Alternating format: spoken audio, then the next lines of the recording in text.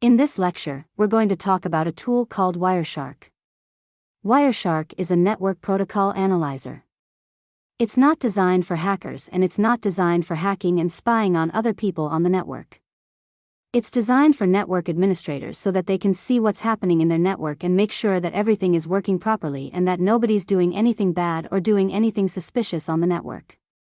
The way that Wireshark works is it allows you to select an interface and then logs all the packets or all the traffic that flows through that interface. So you're selecting an interface, it could be a wireless card, it could be a wired card on your current computer, and then it'll start logging all the information that flow through that interface.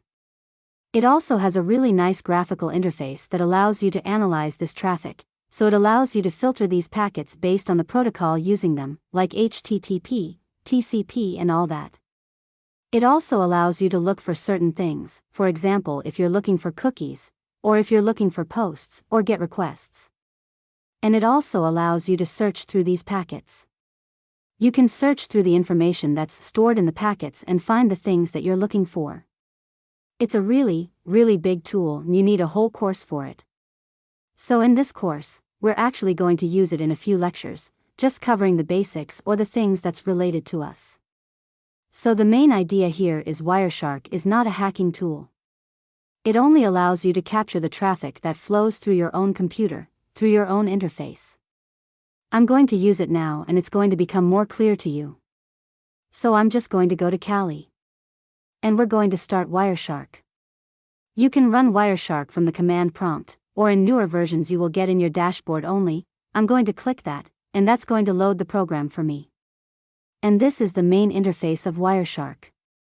So first of all, you can actually just go to the file and go to the open. And in here, it'll allow you to open a file that you've already captured. So for example, if you captured packets using a different sniffer, using Aerodom, or using man in the middle left, or using Shark, which is the command prompt part of Wireshark. So if you captured packets using any of these programs and you stored it in a file, you can just come in here, open it, and start analyzing that file. This is really handy because sometimes you don't really want to analyze the traffic on the fly. So sometimes you just want to capture it. If sometimes you're capturing from small laptop or you're capturing from your phone and you're not even at home, you're in somewhere else doing your pen test, and then you go back home and then you want to analyze what you captured. Then you can store that in a file and then just come here, go to the file, open the file that you want to analyze. So what I want to show you here is the idea that Wireshark is not a hacking tool. It's not going to capture things happening in another device. It will only capture things that flow through your own interface. So right here we can see that we have all the interfaces in my computer. So we can see that we have ETH0. We have any, which is just any, and we have all the other ones that some of them are created by VirtualBox. So the main one here is ETH0, which is the virtual interface connected to my NAT network. And you can see that there is very little traffic flowing through this. So you can see that this is constant and nothing's happening. So what I'm going to do now is I'm just going to make this a little bit smaller and I'm going to open my browser here. And I'm just going to go to a normal website. I'm just going to go to youtube.com. Now as you can see right here, you can see the traffic in ETH0 is spiking up. So there was some traffic generated through ETH0. So for sniffing on this, we'll be able to capture these packets that were sent over ETH0. Now what I'm going to do is I'm going to go to my Windows machine just to prove that point. And I'm going to browse the website here and you'll see that ETH0 will not be affected. And the traffic that's generated on this Windows machine, which is in the same network as the Kali machine, it will not be captured by the Kali machine. So if I just go to Stack Overflow here, you'll see that nothing happened in ETH0. So there is no traffic flowing through this. It's still constant and we can only capture packets that go through ETH0. So now you'll probably ask then why Wireshark is so useful. Why are we even talking about it if we can't really? If we can only see things that go through our own computer, why are we talking about it?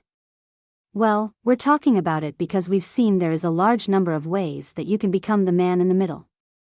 We learned how to do this using ARP spoofing, so when we are the man in the middle, if we start sniffing on the interface that's used to become the man in the middle, we'll be able to capture all the traffic generated by the people that we're targeting in our man-in-the-middle attack. So if you started a fake access point, you can start sniffing on the interface that's broadcasting the signal, and you can capture all the packets sent or received to anyone who's connected to that fake access point. If you became the man-in-the-middle using ARP spoofing, then just select the interface that you used when you launched your ARP spoofing attack. So for now, I'm gonna become the man-in-the-middle using ARP spoofing. You can use ARP spoof or better cap as I showed you earlier, but I'm going to use better cap using the exact same command that we used to do. So we're literally just doing better cap followed by the interface that is connected to my target network, which is ETH0.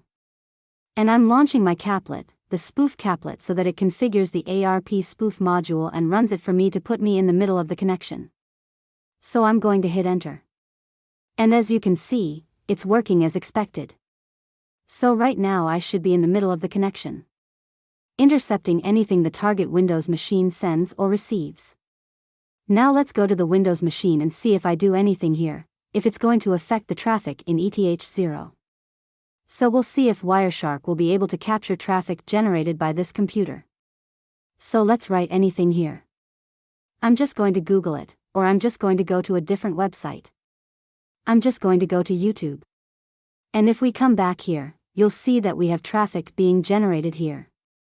And we can see that ETH0 is actually capturing whatever that's happening in a completely different device. This is happening because when we are the man in the middle, all the packets that's generated by the Windows device is actually being redirected to my own computer right here to the Kali.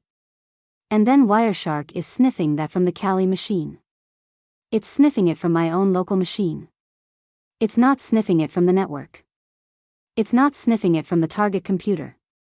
So again, if you're doing this with the fake access point, then just listen on the interface that you're broadcasting. If you're doing this with a real wireless network, if you're connected to your home wireless network using LAN 0, then you can just do this with LAN 0. But with ARP spoofing, you have to first redirect the traffic. Then you can use Wireshark. Now this is just to show you what Wireshark is and how it works. And I just wanted to stress the idea that Wireshark is not a hacking tool.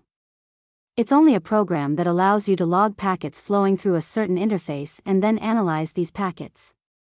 So in the next video, we'll see how we can sniff and analyze packets using Wireshark.